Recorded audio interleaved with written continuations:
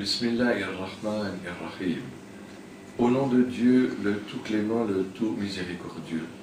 Louange à Dieu, le Seigneur des mondes.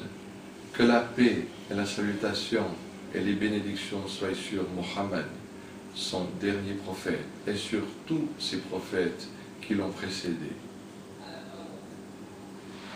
Imaginez que vous êtes sur un bateau et que les vagues et la tempête viennent à renverser ce bateau et que vous trouviez asile sur une île déserte.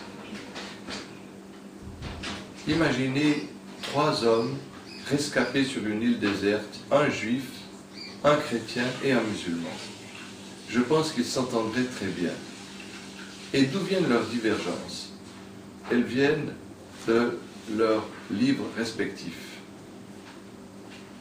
Donc, on se pose la question, où se trouve la vérité, puisque ces 3 livres émanent d'une même source, de notre Seigneur, le Créateur des cieux et de la terre. Prenons un point de divergence qui est important. C'est est-ce Ismaël que Dieu a ordonné à son prophète Abraham d'égorger, ou est-ce Isaac, comme est écrit dans la Bible? La Bible nous dit que lorsque Isaac fut sevré, Ismaël avait 13 ans et Abraham, son père, avait 100 ans. Et Dieu ordonne à son prophète, égorge ton fils unique, nous dit la Bible. Or, la première chose qui nous vient à l'esprit, comment se peut-il que Dieu donne cet ordre à son prophète, égorge ton fils unique, alors que Abraham a 2 fils et qu'Ismaël est l'aîné et qu'il a 13 ans. Dans l'Ancien Testament, l'importance de l'aîné est évidente. Dieu demande souvent à ses serviteurs d'égorger le premier-né de chaque troupeau. Aussi, lorsque le père meurt, c'est l'aîné qui remplace celui-ci. Le texte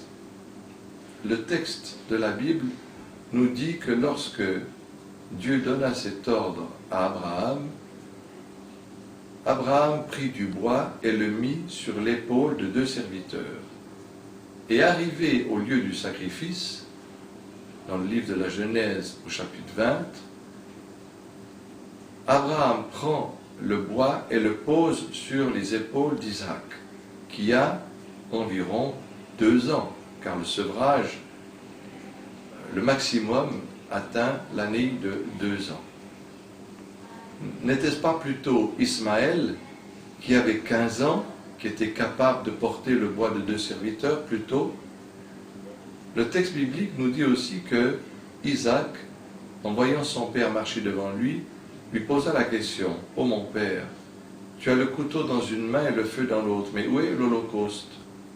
N'était-ce pas aussi Ismaël qui pouvait s'exprimer comme un adulte qui avait 15 ans, qui questionna son père? Le Coran nous dit que c'est Ismaël qui fut égorgé, non pas Isaac. Vous voyez bien que c'est plutôt de ce côté que la vérité se trouve.